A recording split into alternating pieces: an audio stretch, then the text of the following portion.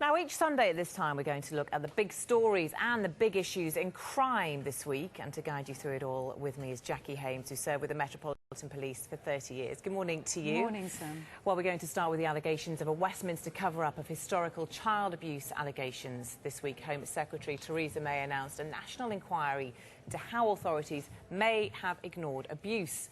The Metropolitan Police is looking into the allegations, with more than 20 officers now working on the case.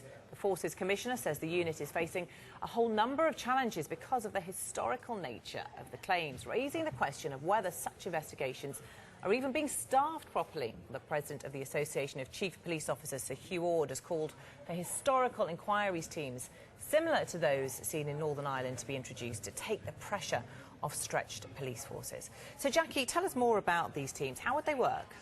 Well, currently what happens is that when a new inquiry of this nature is launched, they have to draw on resources from frontline teams, you know, the frontline CID officers and from other specialist teams. And they don't always necessarily have a unique perspective and investigative skills for that particular inquiry needs. So by ring-fencing officers and resources, you can build up that expertise, you can build up relationships with charities and partners who can enhance those and that inquiry and that expertise that is so needed in something so specialist as this. OK, well, joining us now to discuss this is Peter Saunders. He's from the National Association of People Abused in Childhood. Peter, very good morning to you.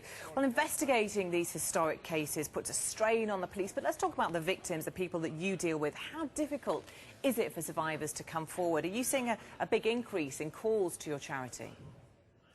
Yeah, you're quite right. It is the victims more often than not who are the forgotten ingredient in this horrible equation. At NAPAC, we have seen huge numbers of people coming forward, and just this very week, with the revelations, well, they're not new, but they are new in terms of media profile at Westminster. Many survivors are coming forward, not affected directly by the allegations around Whitehall or Westminster, but just abuse generally. I was talking to a woman a few days ago in her late 60s who suffered abuse 50 years ago, and she was saying that every time she opens the newspaper, turns the TV on, there are abuse issues in her face, and it's making life very difficult for her. She said that she welcomes the attention because at long last society seems to be actually, you know, beginning to grapple with this vile social evil that we have called child abuse. But the resources for survivors, the resources for victims, alleged victims, are very few and far between, and that's what I even went to Rome to meet the Pope last week in order to plead with him for some support, because I've been writing to government ministers and the Prime Minister and the Deputy Prime Minister asking for help for survivors. At NAPAC, we get no government funding, not one penny, and yet we're potentially dealing with millions of people. And these allegations and these inquiries, it's absolutely right that they go ahead, but let's remember the victims and the survivors in all this, because they are, as I say, often the forgotten ones, Sam. Let's talk about those inquiries. We've got two separate ones at the moment. What are you hoping will come out of them? Well, what I'm hoping and the only thing I am hoping for is the truth that will come out. And I know that is what victims, survivors want, is the truth, pure and simple.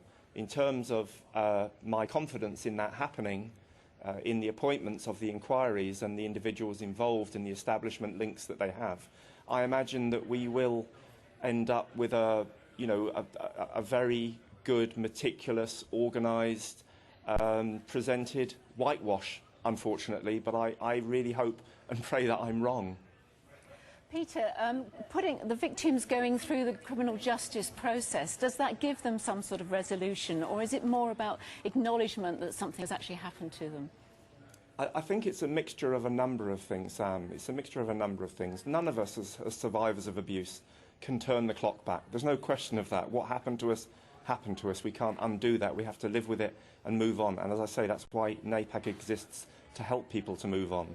But yes, in some way, having perpetrators brought before the courts, convicted where appropriate, does, in a sense, I think, for some survivors, help them to move on a little bit, because it's about society acknowledging something that's terribly, terribly wrong. The taxpayer has spent God knows how many millions of pounds on the Leveson, on the press intrusion, so-called inquiry. Is it £30+ million?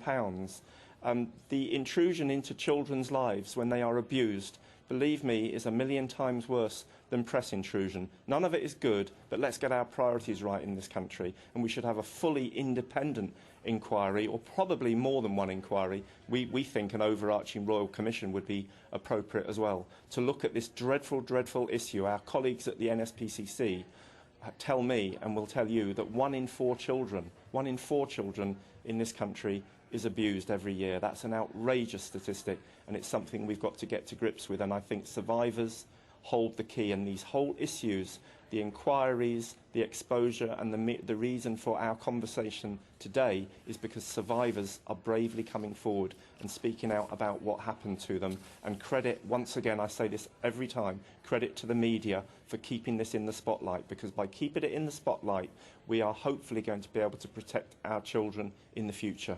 OK, Peter, thank you. Thanks for joining us this morning.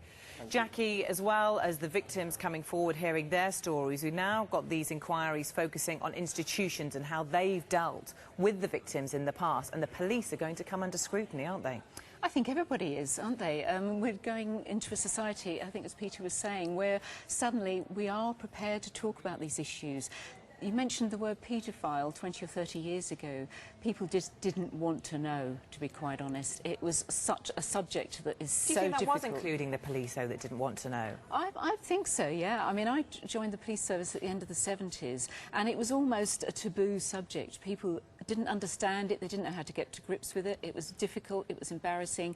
And if you're talking about putting senior politicians, senior police officers, you know, celebrities in the mix, it's a huge subject, and only now perhaps do we have the sort of social resilience to deal with these issues, bring them out into the open and be prepared to air them and move on. And unfortunately, it seems, or we'll find out more in these inquiries, that the police officers were often taken in by these celebrities as well. Yeah. They courted them, the celebrities. Yeah, exactly. Paedophiles, by very nature, are incredibly manipulative. They're not stupid. They know how to get into people's heads, the psychology of drawing them in, of building up trust in people and manipulating them into doing what they want to do and believing what they want to believe.